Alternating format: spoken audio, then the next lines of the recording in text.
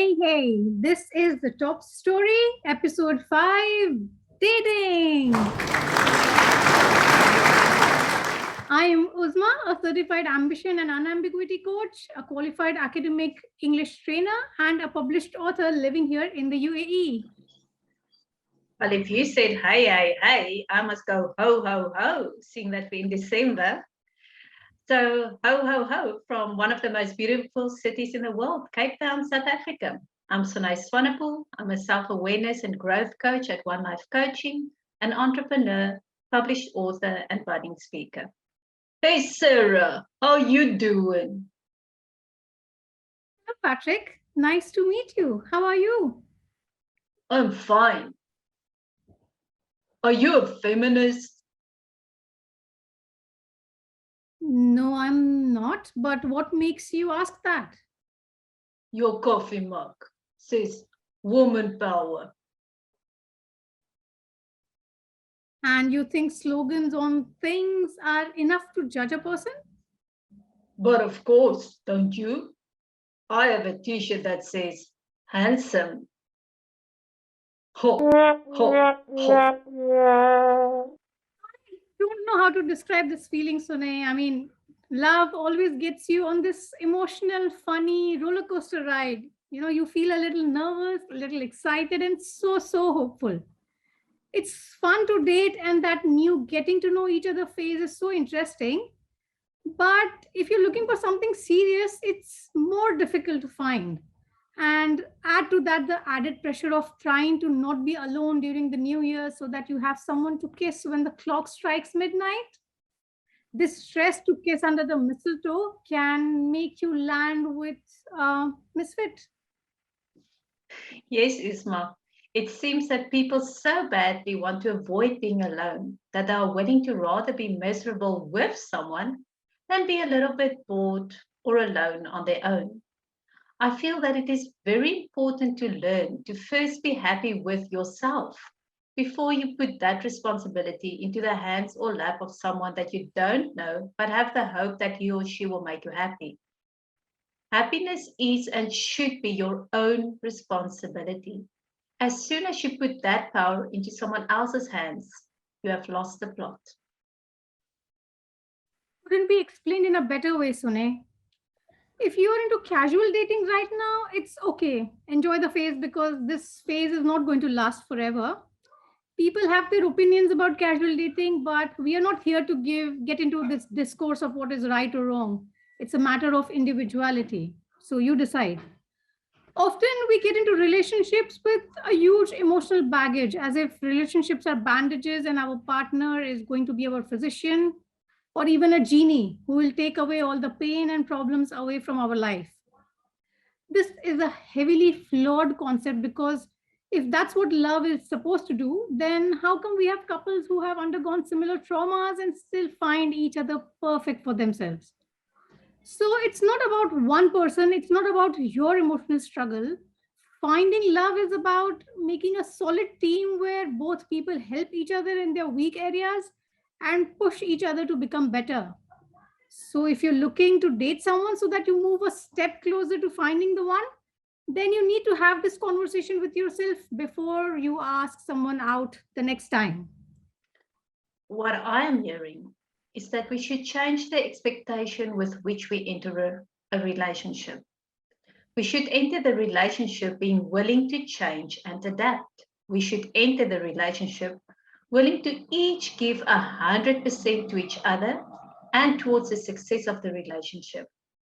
We should realize that we will not always like each other or the decisions that the other person make, but we will always love each other. I heard something nice in a movie the other night. It goes as follows. We should not enter a relationship with someone because they are the best.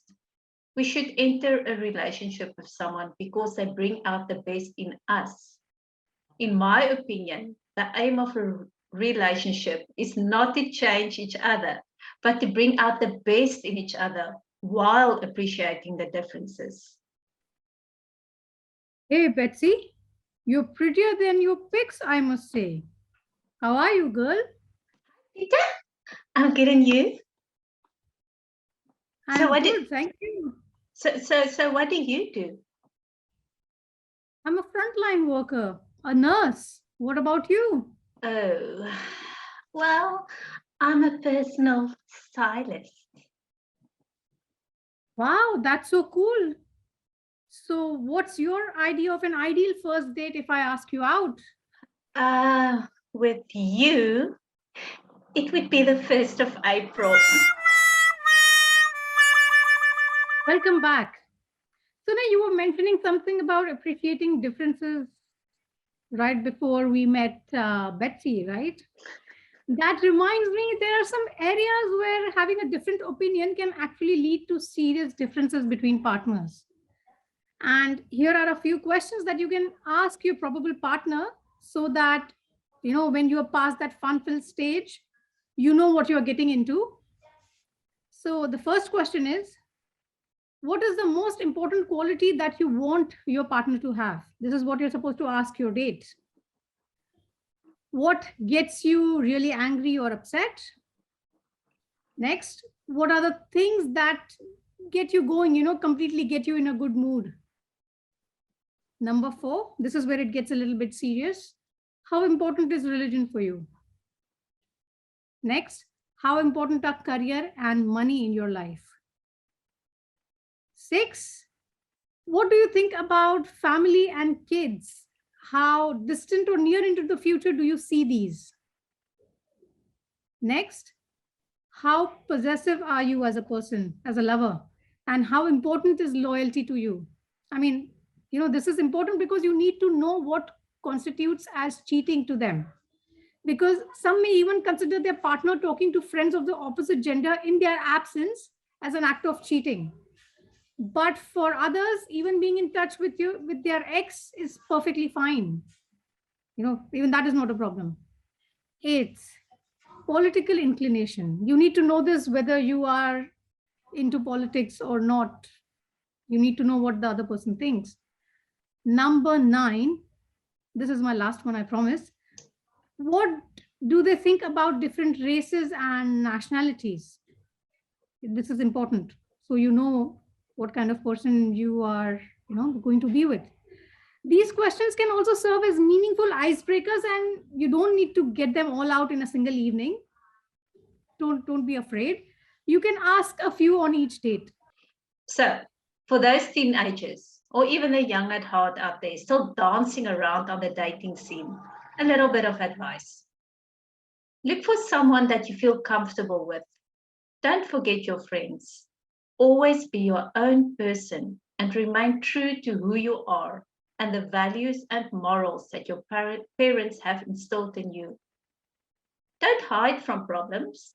Learn to communicate effectively and face the problems head on. There is a difference between good and bad conflict. Know the difference and know how you will respond to either. And then, one of the most important things that I need to mention is that you should know the signs of an abusive relationship and get out as soon as you realize that you are in one. You will never change them. Get out before it is too late. Absolutely, Sone.